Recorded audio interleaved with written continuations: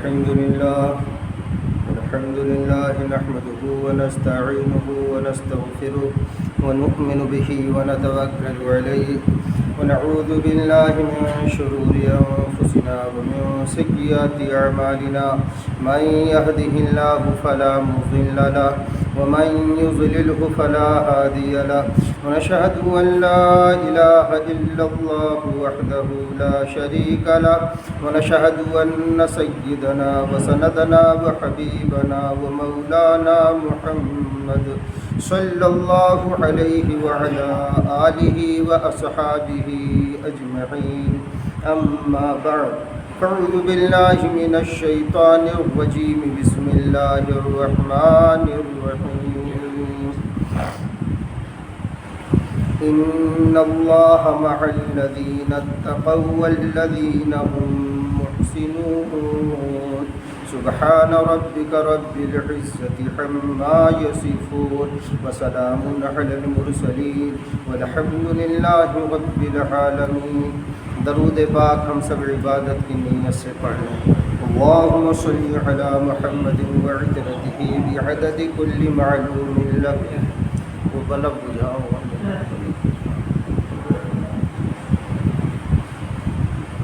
ادھر سے.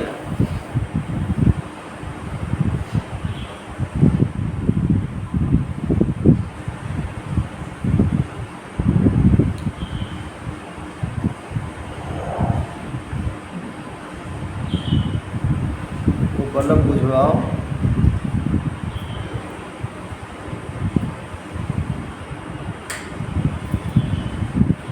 کھڑکی بہت بجھا دے, وہ سائڈ والی بہت بجھا دے.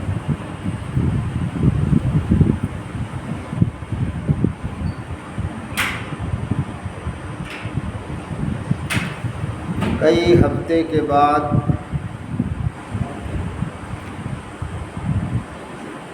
آج حاضری کا اتفاق ہوا.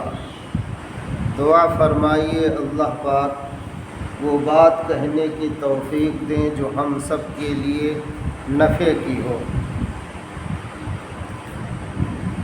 اس سفر میں کئی جگہوں پر بیانات ہوئے, کئی شہروں کے دورے ہوئے.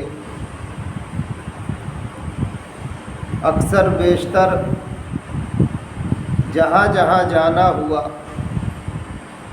وہاں لوگوں نے بیان کے لیے جو کہا, جو مضمون بتایا, ٹاپک دیا, وہ ارتداد پر, کہ اس وقت ارتداد کا فتنہ بڑھا چڑھا ہے. یہاں تو ہم لوگ کتنے جانتے ہی نہیں ارتداد کہتے کس کو ہیں. جو لوگ اسلام سے پھر جاتے ہیں, یعنی اسلام لانے کے بعد اسلام سے پھر جائیں, انہیں مرتد کہا جاتا ہے. ایسے کے بارے میں اسلام کا فتویٰ ہے کہ گردن مار دو. اب چونکہ ہم لوگ اتنے کمزور ہیں, پاور میں ہے نہیں, طاقت میں ہے نہیں, تو گردن تو مارنا دور کی بات ہے, ایسے کو سمجھانے تک نہیں جاتے. یہاں وہاں ہوٹلوں پہ بیٹھ کے, ادھر ادھر بیٹھ کے تو ان کی کر لیں گے کہ فلاں کی بیٹی بھاگ گئی, فلاں کی بہن بھاگ گئی. ان سب میں تو بہت آگے ہم لوگ ہیں. لیکن 2 رکعت پڑھ کے درد دل سے اپنے نبی کی امتی سمجھ کر اس کے لیے دعا مانگنے کو نہیں تیار. یہی ہم لوگوں کی ہمدردی ہے. دیکھ لیں, عجیب و غریب دل و دماغ کا کباڑا ہوا. ہر آدمی ہم سے نفرت کر رہا ہے, کوئی ہمارے قریب آنے کو تیار نہیں. پھر بھی ہمارے دل دماغ کو کیا ہو گیا, ہم کچھ سمجھتے ہی نہیں. جیسے ہم آپ خود اندازہ کریں کہ مہینہ بھر روزہ رکھے, تراویح پڑھے, کئی ہزار کلمہ, لاکھوں درود وغیرہ پڑھے, پتہ نہیں کتنی دفعہ اللہ کے سامنے متوجہ ہوئے, روئے دھوئے. خود دیکھیں اپنے دل دماغ کی کیا کیفیت ہے. کتنا ہمارا آپ کا دل اپنے اللہ سے لگا ہوا, خود دیکھ لیں. ان کو کیا ضرورت چکر کر لیں, دیکھ لیں. اتنے کے باوجود ابھی طبیعت جیسی کھل کے چلنی چاہیے اللہ نبی کی طرف، قرآن کی طرف نہیں چل رہی۔ کیوں؟ اس لیے کہ ہم نے سچی توبہ نہیں کی۔ ابھی ہمارے خود ہی ہدایت کے لانے پڑے ہیں، تو ہمارے ذریعہ سے دوسروں کو کیا ہدایت ملے گی؟ ابھی ہم خود جب ہدایت کے محتاج ہیں تو ہم دوسروں کو کیا ہدایت دیں گے؟ اس لیے ہمیں آپ کو اپنے بارے میں بھی دعا کرنی کہ اے اللہ ہمیں ہدایت دے دیجیے۔ اور جب ہدایت مل جاتی ہے اس کی ایک علامت یہ بھی ہے، جس بندے کو غور کیجئے گا، میں بھی غور کروں، آپ حضرات بھی غور کریں اس جملے پر، جس بندے کو ہدایت مل جاتی ہے اس بندے کے دل دماغ کا ٹیڑھا پن ختم ہو جاتا ہے۔ جس بندے کے قلب و جگر میں اللہ رب العزت ہدایت کا نور ڈال دیتے ہیں، اس بندے کے دل و دماغ کا ٹیڑھا پن ختم ہو جاتا ہے۔ اب ہم لوگ دیکھیے کتنی شاطرانہ چالیں چل رہے ہیں، دیکھیے کتنا ٹیڑھا پن ہمارا آپ کا کم ہوا۔ دیکھیے جائزہ لیں، مہینہ بھر روزہ رکھے، اور جبکہ روزہ اسی لیے آیا تھا کہ ہمارا ٹیڑھا پن ختم ہو جائے، ہمارے مزاج میں نرمی آ جائے، ہمارے اندر سے جو مزاج میں گرمی ہو ختم ہو جائے۔ آپ دیکھیے کتنے کا مزاج بدلا۔ دیکھیے کیا یہ بیان نہ ہو، دوسرے کے لیے خالی بیان ہو؟ دیکھیے ہم سے آپ سے تو اس وقت کی وہ رنڈی بہتر تھی جو اپنے کوٹھے میں بیٹھ کر جنت اور دوزخ کا فیصلہ کرتی تھی۔ ہمارے استاد محترم حضرت مولانا قاری اختر عالم صاحب، سب کہیے رحمۃ اللہ علیہ، یہ قصہ بیان کرتے تھے اور بہت درد سے کرتے تھے۔ یہاں بھی بہت سال پہلے، لگ بھگ 9-10 سال پہلے یہاں بیان کیا، سن لیجئے، تازہ ہو جائے گا انشاءاللہ۔ بیٹھ جاؤ، کہیں ایسے کھڑے ہو۔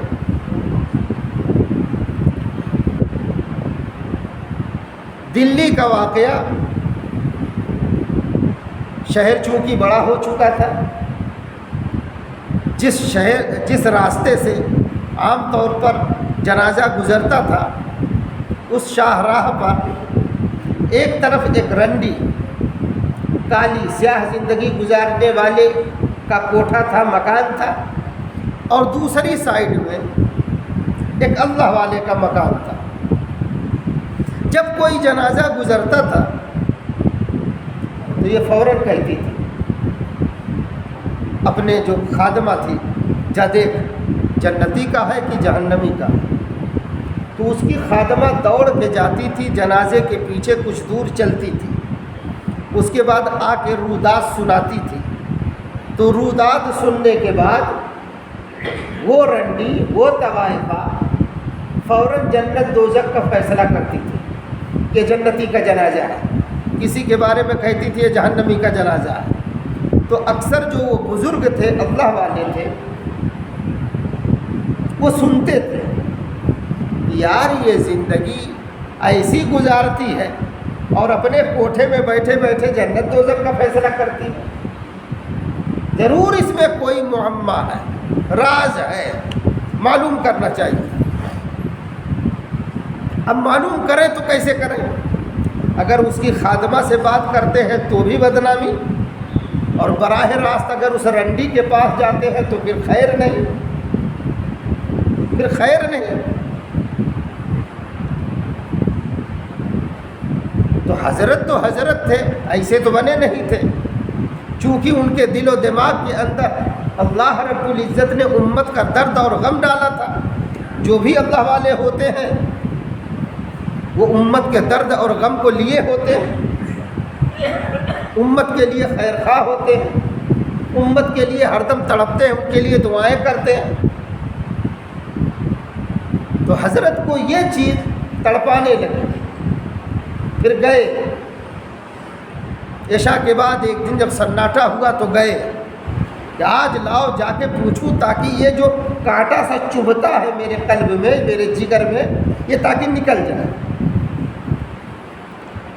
لیکن دل دماغ میں یہ بھی خیال آتا تھا کہ اگر لوگ پتہ پا گئے تو میرے بارے میں کیا کہیں گے۔ چونکہ یہ مخلص تھے، اللہ کی نسبت پر جا رہے تھے، اس لیے لوگوں کی پرواہ نہیں کی اور چل دیے۔ جب گئے وہاں دروازے پردہ لٹک رہا تھا، جیسے دستک دیے تو خادمہ نے کہا کیا بات ہے؟ دیکھ کر پہچان گئی، ارے یہ تو بوڑھے میاں وہی سامنے والے ہیں۔ تو جو جیسا رہتا ویسا خیال اس کا، جو جیسا رہتا ویسا خیال اس کا، اس کے دماغ میں ہی بات آئی کہ میرے گراہک آج بن کے آئے۔ ہم لوگ بھی ایسے ہیں، جیسے ہیں ویسے سب کے بارے میں بس فتویٰ دے لیتے ہیں اور یقین کر جاتے ہیں۔ وہ کیسے اتنے اچھے ہوں گے جب ہم نہیں ہیں؟ جب ہم نہیں اتنے اچھے تو وہ کیسے ہوں گے؟ یہی ہے ہم لوگوں کو جو تنزلی کی طرف لے جاتی ہے، گراوٹ کی طرف، یہی سوچ۔ تو خادمہ نے جب دیکھا تو فوراً اندر پلٹی اور گئی اور کہا او مالکن، سامنے والے حضرت آئے ہیں۔ تو اس نے بھی یہی سوچا اور کہا بھائی شیطان سب کے ساتھ لگا ہوا ہے، ہو سکتا ہے حضرت پر بھی تسلط جمایا ہو، کھولو دروازہ آنے دو۔ تو جب حضرت گئے اور جیسے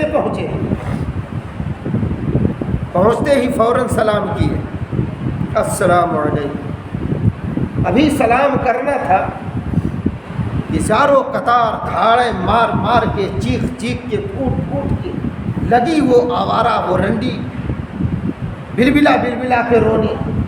تو حضرت بھی بہت حیران ہوئے کہ میں نے اس کو کچھ کہا نہیں، فقط سلام کیا، یہ اتنا رو کیوں رہی ہے؟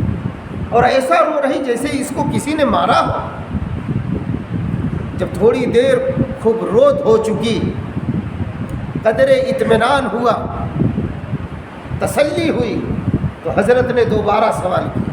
ہاں، اس نے کہا پوچھئے کیا پوچھنا چاہتے ہیں، کس لیے آئے؟ کہا بہن پہلے یہ بتائیے کہ آپ روئی کیوں؟ تو اس نے کہا آج تک اس چوکھٹ پر جتنے لوگ آئے کسی نے مجھے سلام نہیں کیا اور نہ کوئی اپنی بہن کا۔ آج جب آپ نے مجھے بہن کہہ کے پکارا تو مجھے بے ساختہ رونا آ گیا۔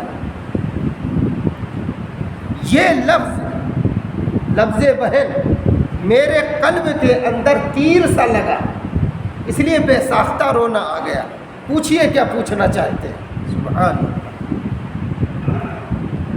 اس کے بھی ذہن میں یہ تھا یہ جتنے آتے ہیں کمینے، کوئی مجھے بہن نہیں سمجھتا، اگر بہن سمجھتے تو میرے ساتھ یہ حرکت نہ کرتے۔ اور آج کا مسلمان اتنا گر گیا، مشاعرہ کراتا ہے، بڑے بڑے نیتاؤں کو بلاتا ہے اور چند گانے والیوں کو، جوان 22 سالہ 25 سالہ 35 سالہ جوان لڑکیوں کو بلاتے ہیں اور کھلے اسٹیج پر، اور حد تو یہ ہے حاجی صاحب بھی اس میں جاتے ہیں، ہم سے بڑی بڑی داڑھی رکھ کے جاتے ہیں، اسی میں بیٹھتے ہیں۔ اب آپ کہیں گے واہ مولوی صاحب آپ بھی گئے ہیں کیا، آپ کو کیسے پتہ؟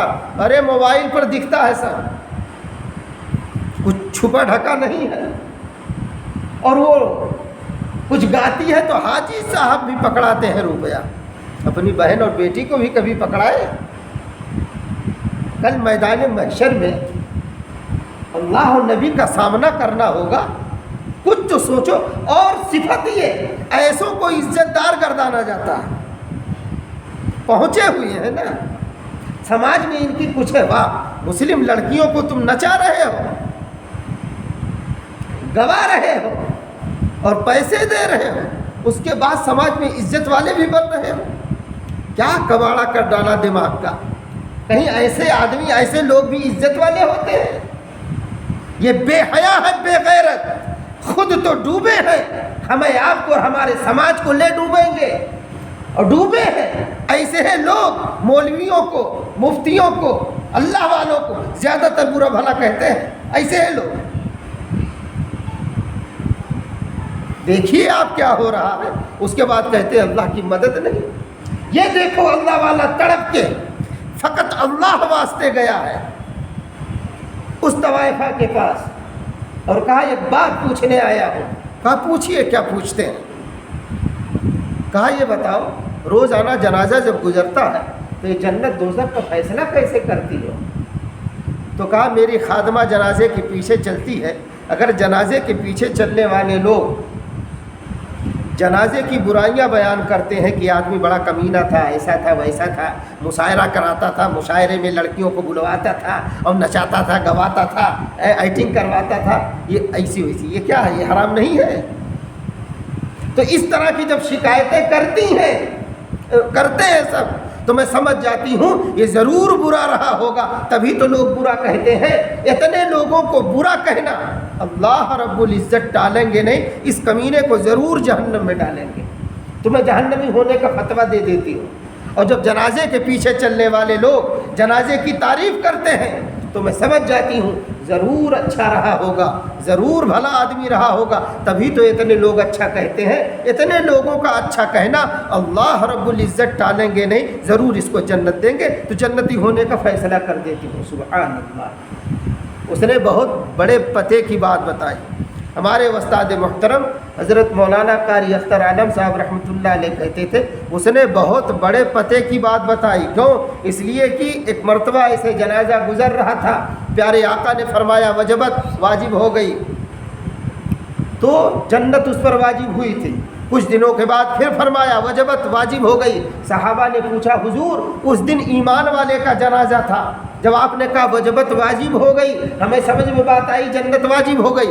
آج تو یہودی کا جنازہ جا رہا ہے پھر بھی آپ کہہ رہے ہیں وجبت. تو کہا اس پر جہنم واجب ہوئی ہے، اس پر جہنم واجب ہوئی ہے. اس نے بڑے پتے کی بات بتائی تھی. تو حضرت نے کہا کہ بہن ذرا سوچو، کل اسی گلی سے میرا اور تمہارا بھی جنازہ اٹھے گا. ذرا تصور کرو، میرے اور تمہارے جنازے کے پیچھے چلنے والے لوگ میری اور تمہاری برائی بیان کریں گے، اچھائی بیان کریں گے. بس یہ بات اس کو لگ گئی اور جیسے لگی اس نے کہا میں توبہ کرتی ہوں. دروازے بند کر دو برائیوں کے، بورڈ ہٹا دو اور اعلان کر دو کہ آج سے میں نے توبہ کر لیا ہے، اب برائی میں نے چھوڑ دی ہے. سبحان اللہ. ایک جملے پر ہدایت اس کو مل گئی، ایک آدمی کی تڑپ پر ہدایت اس کو مل گئی. ہم کو آپ کو اس نے تو فوراً توبہ کر لیا. اور ایک جگہ پڑھا تھا، کسی کتاب میں یاد نہیں آ رہی ہے، اور بعضے لوگوں سے سنا یہ وہ ولیہ تھی اس کے پیٹ سے 7 بڑے بڑے ولی پیدا ہوئے. سبحان اللہ. جب سچی توبہ بندہ کر لیتا ہے تو اللہ پاک ایسے سے محبت کرتے ہیں. تبھی تو قرآن کہتا ہے ان اللہ یحب التوابین، بے شک اللہ پاک توبہ کرنے والوں سے محبت کرتے ہیں. اب پورا رمضان گزر گیا، ہم آپ اپنے دل پر، اپنے سینے پر ذرا ہاتھ رکھ کے جائزہ لیں، کیا واقعی میں ہم نے سچے دل سے توبہ کیا؟ اگر نہیں کیے ہیں تو کب کریں گے؟ کیا وہ ساری خرافات ہمارے دل دماغ سے نکل گئی جو رمضان سے پہلے تھی، یا انہی خرافات میں گرفتار ہے؟ ان سے لڑانا، ان کی شکوہ شکایت، ان کی غیبت خوری، چغل خوری، کیا ویسے ابھی چل رہی ہے یا کچھ فرق آیا؟ ذرا دیکھیں تو پتہ یہ چلا جہاں کے چلے ہیں وہیں کے وہیں ہیں. تیلی کے بیلوں سے کچھ کم نہیں ہے. تیلی کا بیل جانتے ہیں؟ تیلی پہلے بیل سے یہ تیل پیرا کرتا تھا. ارے بھائی کولو چلتا تھا نا، کولو عامر بھائی دیکھیے دن بھر کولہاڑ میں چلتا تھا کولو، وہ بیل صبح سے شام تک چل رہا ہے، وہیں کا وہیں ہے. ایسے تیلی کا بیل، یہ تو مثل مشہور ہے کہ اس کا بیل صبح سے شام تک چلتا تھا لیکن چلنا وہیں تھا. تو کہیں ایسا نہ ہو، لیکن وہ تو فائدہ دیتا تھا، چل کے تو تیل تو پیرتا تھا، کچھ تو فائدہ. ہم آپ سے کیا فائدہ ہو رہا ذرا دیکھیں دوستو. ہدایت یہ ایک ایسا تحفہ ہے جس بندی کو مل جاتا ہے اس کی دنیا چمک دمک جاتی ہے اور یہاں وہاں دونوں جہان میں وہ سرخرو ہو جاتا ہے. یہی شوال کا مہینہ ہے جو ہمیں آپ کو یاد دلاتا ہے حضرت امیر حمزہ رضی اللہ عنہ کی شہادت کا. شوال 3 ہجری میں ان کی شہادت ہوئی تھی، لیکن ان کے بھی ہدایت کا عجیب و غریب قصہ ہے. ہم آپ اپنے بارے میں خالی سوچیں، اپنے بارے میں ابھی تو دوسروں کے بارے میں نہ فیصلہ لیں، اپنے بارے میں کیا واقعی میں ہمارے دل دماغ کا ٹیڑھا پن ختم ہوا یا نہیں ہوا؟ تو کب ہوگا؟ کیا اسی شیطانیت کے ساتھ ہم جئیں گے؟ کیا اسی بدمعاشی کے ساتھ جئیں گے؟ اور یاد رکھیں ایسے بدمعاشوں کے ساتھ اللہ کی مدد نہیں ہوا کرتی۔ اپنے منہ سے کوئی کچھ بھی بن لے، میں بڑا اچھا ہوں، لوگ میری تعریف کرتے ہیں، سماج میں میری عزت ہے، کچھ بھی یہ بن لے، اللہ کی نگاہ میں اس کی ایک پیسے کی قدر و قیمت نہیں ہے۔ کس کی ہے؟ جو سچی توبہ کر لیتا اس کی، جسے ہدایت اللہ نے دے دیا وہ اللہ کا محبوب ہو گیا۔ یہ بھی دیکھیے، اچھا ٹیڑھا پن ہو، غصہ آئے آپ کو تو ناحق نہ آئے، جہاں غصہ کرنا ہے آپ سیکھیے غصہ کب اور کتنا کہاں کرنا ہے، کیسے کرنا ہے، کس پر کرنا ہے۔ یہاں تو ماں باپ پر غصہ ہے، بیوی پر خالی غصہ ہے، چچا اور بڑے ابا پر غصہ ہے، نانا ماموں پر غصہ ہے، جن رشتوں پر غصہ نہیں کرنا انہی پر غصہ ہے، اور پوچھ نہیں رہے، زندگی ایسے گزر رہی ہے۔ اور شیطان سمجھا رہا نہیں آپ تو بہت اچھے ہیں، آپ کو کچھ پوچھنے کی ضرورت نہیں، جبکہ ہمیں علاج کی ضرورت ہے۔ ہمارے دل دماغ کو شیطان نے کباڑا کر ڈالا ہے، مہینہ بھر روزہ نصیب ہوا، اس کے بعد ہم دیکھ رہے بہت سے لوگ بہت بے چین ہیں، ایسا لگتا ہے جیسے بیان نہیں ہونا چاہیے بیان۔ ہم ذرا غور کریں، دیکھیں مہینہ بھر بھوکے رہے، گھنٹوں تراویح میں کھڑے رہے، کئی ختم کیے، لاکھوں درود لاکھوں کلمہ، اس کے باوجود ہمارے اندر بدمعاشی وہی، شرارتیں وہی کر رہے ہیں رمضان کے بعد، جیسے چغل خوریاں کر رہے تھے، بدمعاشیاں ان کی وہی کر رہے ہیں۔ کیا فرق آیا بھائی؟ یہ عبادت سے تو ہمیں آپ کو اللہ کا تعلق بڑھنا چاہیے تھا، اللہ کی قربت نصیب ہونی چاہیے تھی، انہیں ملی تو انہیں سمجھ میں بات آئی، اور کیسے آئی دیکھیے۔ حضرت امیر حمزہ رضی اللہ عنہ ہیں، بہت شکاری تھے، یہ شکار کرتے تھے، روز آنا جاتے تھے شکار پر۔ ایک دن شکار کے لیے گئے تو اسی دن اتفاق سے ابو جہل اکثر ستاتا تھا۔ پیارے آقا صلی اللہ علیہ وسلم حرم میں گئے تو اس نے بہت سخت اور سست الفاظ کہے۔ بعض روایتوں میں ملتا ہے اور سیرت کی کتابوں میں کہ اس نے ایک پتھر اٹھا کے آپ کو مارا بھی، جس سے آپ زخمی ہو گئے۔ اور یہ بات چونکہ وہ سردار تھا، اس نے جب یہ حرکت کیا تو بڑی جلدی سے یہ بات معروف ہو گئی، مشہور ہو گئی کہ اس طرح سے ان کے ساتھ معاملہ ہوا۔ یہ بات گشت کرتے کرتے پیارے آقا کے گھر میں بھی آ گئی، تو جیسے وہ واپس آئے شکار کھیل کر، شکار کر کے حضرت امیر حمزہ رضی اللہ عنہ، تو ایک روایت یہ ہے کہ عبداللہ بن جدعان نامی ایک شخص تھے، ان کی ایک خادمہ تھی۔ اس نے کہا آپ کو پتہ ہے آپ کے بھتیجے کے ساتھ ابو جہل نے کیا کیا؟ دوسری روایت یہ ہے کہ آپ کھانا کھانے بیٹھے، شکار کے بعد آئے تھکے مادے، ہاتھ منہ دھو کر کھانا کھانے بیٹھے، تو کھانا حضرت صفیہ لا رہی جو ان کی سگی بہن ہے، تو ان کے چہرے پر کچھ اداسی تھی اور آنکھیں آنسوؤں سے ڈبڈبائی ہوئی تھی۔ تو حضرت امیر حمزہ نے پوچھا صفیہ کیا بات ہے؟ تو حضرت صفیہ رونے لگی اور کہا بھائی آپ کو پتہ نہیں، اور پتہ آپ کو کیسے ہوگا، آپ تو شکار پر تھے، ابو جہل نے اپنے بھتیجے کے ساتھ کیا کیا معلوم ہے آپ کو؟ تو وہ کھانا چھوڑ کر اٹھ گئے اور کہا صفیہ میں سمجھ گیا اس نے ایسی حرکت کیوں کی ہے۔ وہ اتنے جوش میں اٹھے اور غصے سے ان کا چہرہ تمتما رہا تھا، اور بفرے ہوئے شیر کی طرح آئے حرم میں۔ تو اس وقت بہت سے رؤوسا، بڑے بڑے مالدہ جگہ جگہ چودراہٹ جمائے ہوئے بیٹھے تھے، ایک جگہ ابو جہل میں بیٹھا تھا۔ آپ وہی تیر کمان اتارے نہیں تھے، ابھی ساتھ میں تھا۔ آپ نے اپنی کمان کھینچ کر ابو جہل کے سر پر دے ماری اور کہا تو نے یہ کیا سمجھ رکھا ہے کہ میرا بھتیجا لاوارث ہے، میرا محمد لاوارث ہے؟ تمہاری جرأتیں کیسے ہوئی اس پر ہاتھ اٹھانے کی یا اسے سخت اور سست کہنے کی؟ تو اس کا سر تو پھٹ گیا، لیکن اسی دوران جب دیکھا ابو جہل کہ اتنا سخت حملہ ہے تو لگتا ہے حمزہ بھی انہی کے دین پر ہو گئے ہیں، ابھی چوٹ لگی ہے۔ اس بدماش کی آواز دیکھیے، اس کی بدماشی کیا کہہ رہا ہے؟ کیا آپ بھی ان کا کلمہ پڑھ لیے ہیں؟ کیا آپ بھی صابی ہو گئے یعنی بے دین؟ تو حضرت امیر حمزہ اس وقت تو جوش اور خروش میں تھے ہی، فوراً پکارا کہ ہاں میں بھی ان کا کلمہ پڑھ لیا اور آج سے میں بھی محمدی ہوں، دیکھتا ہوں تم جو کرنا ہو کر لے، میں آج سے انہی کے گن گاؤں گا۔ تو وہ تھوڑا سا جو اس کے ساتھی تھے وہ سوچ رہے تھے حضرت امیر حمزہ پر حملہ کریں، تو فوراً اس نے روکا، کہا رکے رہو۔ لکھا ہوا ہے وہ یہ سوچ کر روکا کہیں ایسا نہ ہو ان کے ساتھ اور لوگ بھی ایمان میں داخل ہو جائیں، اس لیے اپنے ساتھیوں کو روکا۔ اتنا تو کہہ کے واپس آئے، ادھر ساتھیوں میں چیم گوئیاں ہونے لگی کہ اب کیا ہوگا جب اتنا پاورفل آدمی، ایسی طاقت کا مالک جب کلمہ پڑھ لے گا تو اب اسلام کے پھلنے پھولنے سے کون روک پائے گا؟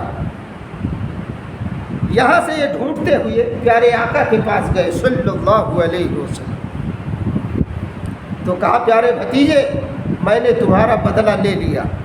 تو پیارے آقا نے فرمایا کہ میرے چچا مجھے اس سے خوشی نہیں ہے۔ کیوں؟ کیونکہ میں بدلہ لینے کے لیے نہیں آیا ہوں، میں اللہ کا پیغمبر ہوں، ان کا پیام سنانے آیا ہوں، انسانیت کا درس دیتا ہوں، ہمدردی اور بھائی چارگی کا درس دیتا ہوں، میں انتقام کسی سے نہیں چاہتا، اس سے مجھے خوشی نہیں ہے۔ ہاں خوشی ہوگی اگر میرا کلمہ آپ پڑھ لیں۔ تو وہاں وہ خاموش رہے۔ بعض جگہ لکھا ہے نہیں کہہ دیے کہ میں نے بھی کلمہ پڑھ لیا۔ بہرحال یہ واپس آئے تو کشمکش میں تھے کہ میں نے تو جوش میں کہہ دیا ہے کہ میں بھی محمدی ہو گیا ہوں، میں بھی کلمہ والا ہو گیا ہوں، اب کیا ہوگا؟ شام ہوئی، ساری رات کروٹیں بدل رہے ہیں، نیند نہیں آ رہی۔ کیوں؟ کیونکہ دل کے دہلیز پر اب کلمہ حق نے، سچے کلمے نے آواز دے دی تھی۔ اب یہ دل تڑپ رہا تھا، گویا کہ اللہ کی رحمت انہیں جذب کر رہی تھی، اللہ پاک انہیں اپنی طرف کھینچ رہے تھے۔ اب ہدایت کا فیصلہ ہو چکا تھا۔ جب بندے کے لیے ہدایت کا فیصلہ ہو جاتا ہے تو اس کا دل اور دماغ بلکہ رواں رواں وہ اللہ کی طرف کھینچنے لگتا ہے۔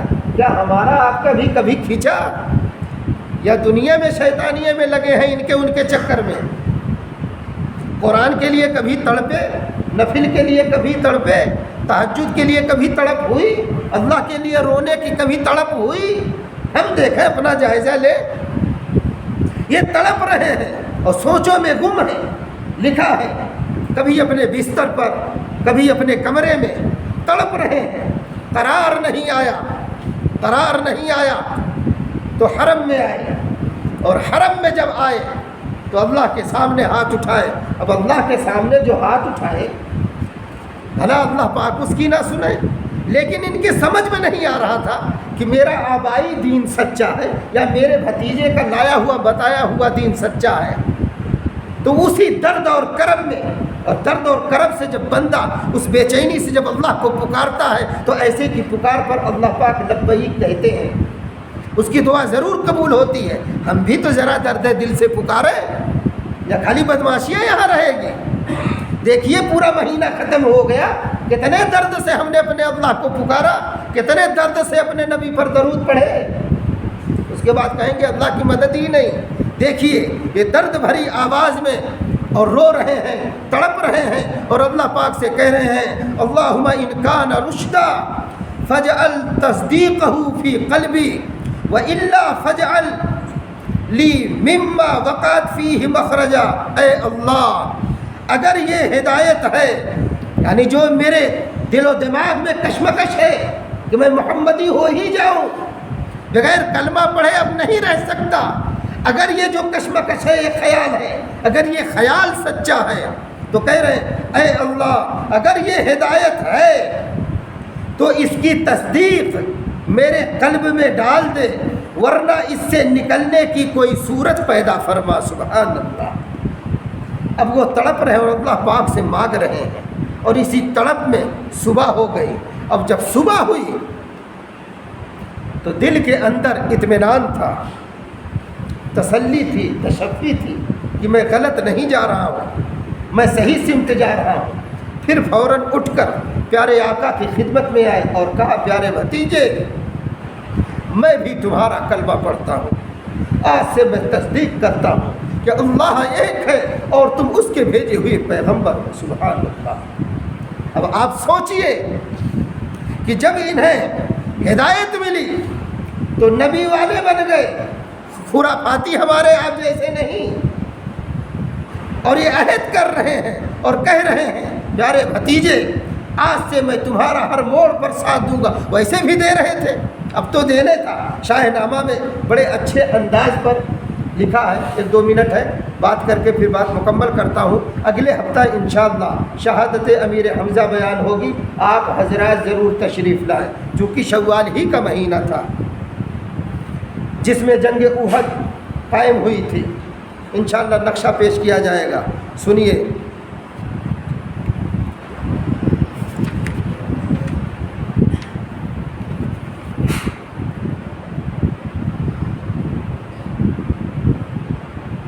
سوئے خانہ چلے جاتے تھے، رستہ میں یہ سن پایا، بھتیجے کو میرے ابو جہل نے صدمہ ہے پہنچایا۔ یہ سن کر جوش خون سے روح میں غیظ و غضب دوڑا، پلٹ کر سوئے کعبہ ابن عبد المطلب دوڑا۔ وہاں ابو جہل اپنے ساتھیوں میں گھر کے بیٹھا تھا، مثل ابرہا تھا ہاتھیوں میں گھر کے بیٹھا تھا۔ کیا حمزہ نے نعرہ، وہ ابو جہل وہ خرے بزدل، اے بزدل گدھے او کمینے، تیری جرأت کیسے ہوئی میرے بھتیجے پر ہاتھ اٹھانے کی۔ پھر آگے فرماتے ہیں محمد مصطفیٰ صلی اللہ علیہ وسلم کا یہ محمد مصطفیٰ کے دین میں اب میں بھی ہوں شامل، کہ اب میں بھی ان کا کلمہ پڑھاؤں، جو کرنا ہو کر لے، فَقْزِمَا أَنْتَقَافِ، جو کر رہا ہو کر لے، دیکھتا ہوں کیا کر لیتا، کیا اکھاڑ بنا لے گا۔ تو اب اس کا جوش ٹھنڈا ہونے لگا ابو جہل کا۔ سنا ہے میں نے تو میرے بھتیجے کو ستاتا ہے، ہمیشہ گالیاں دیتا ہے اور فتنے اٹھاتا ہے، اگر کچھ آن رکھتا ہے تو آ میرے مقابل میں، اگر شان ہے، طاقت ہے، تیرے میں جرأت ہے، تیرے اندر اگر ہمت ہے تو آ مجھ سے مقابلہ کر۔ میرے بھتیجے سے کو ٹکراتا ہے اور یہ سوچ کے ٹکراتا ہے کہ وہ لاوارث ہے، یتیم ہے۔ یاد رکھ یہ سب اپنے دل و دماغ سے تو نکال دے، آج سے میں اس کا وارث ہوں۔ سبحان اللہ۔ اگر کچھ آن رکھتا ہے تو آ میرے مقابل ہو، کہ تیری بد زبانی کا چکھا دوں کچھ مزہ تجھ کو۔ بلا لے ساتھ اپنے ان حمایت کرنے والوں کو، بلا لے ساتھ اپنے ان حمایت کرنے والوں کو، ذرا میں بھی تو دیکھوں ان کمینوں کو، رذیلوں کو، ذرا دیکھو ان کمینوں میں ہمت کتنی ہے۔ اور یاد رکھیں اللہ کے دشمن، اللہ کے باغی، نبی کے باغی جتنے ہوتے ہیں وہ بزدل ہوتے ہیں، بزدل۔ یہ بات دل دماغ میں بیٹھا لیجئے، میں اپنی طرف سے نہیں کہتا ہوں۔ جس کا تعلق اللہ سے ہو گیا وہ باہمت ہو گیا، جو اللہ سے ٹوٹا وہ اکھڑ گیا، گیا ہو۔ دنیاوی اعتبار سے کچھ بھی اس کے پاس لا و لشکر موجود ہو، وہ بزدل ہے۔ وہ چھپ کے چاہے فوج کے سہارے بیٹھے گا، چاہے اور سہارے بیٹھے گا۔ یاد رکھیں جیسے یہ کمینہ بیٹھا ہوا تھا ابو جہل، یہ کہہ کر گھس پڑے حمزہ گروہ بد سگالہ میں، غریباں سے پکڑ کر کھینچ لائے اس کو میدان میں۔ کما تھی ہاتھ میں وہ سر پہ نہ ہنجار کے ماری، گرا ابو جہل سر سے ہو گیا ناپاک خون جاری۔ سبھی دب کے کھڑے تھے، چھا گیا تھا ایک سناٹا، شیر ببر چیخ رہا تھا نا، تو باطل میں کیوں نہ سناٹا آتا۔ اس لیے جب ایمان والا کوئی سچی آواز اٹھاتا ہے تو اس کی آواز میں دم اور خم ہوا کر، کیوں؟ کیونکہ اس کی آواز کے ساتھ اللہ کی طاقت ملی ہوئی ہوتی ہے۔ اس لیے کبھی بزدلانہ حرکات و سکنات ہم نہ سوچ کریں اور نہ یہ سوچیں اور نہ اپنے دل کے اندر بزدلی آنے دیں. ہاں نہ حق کے لیے نہیں، حق کے لیے، یہ حق کی لڑائی ہے. سبھی دبکے کھڑے تھے، چھا گیا تھا ایک سناٹا، مگر حمزہ نے کھا کر رحم اس کا سر نہیں کاٹا. کہا اگر آج سے میرے بھتیجے کی طرف دیکھا تیرے ناپاک چمڑے میں شتر کی لید بھر دوں گا. یاد رکھ، تیرے اندر لید بھر دوں گا. کس کی؟ اونٹ کی. یاد رکھ. یہ کہہ کر چل دیے مشرک، بھلا کیا ٹوک سکتے تھے؟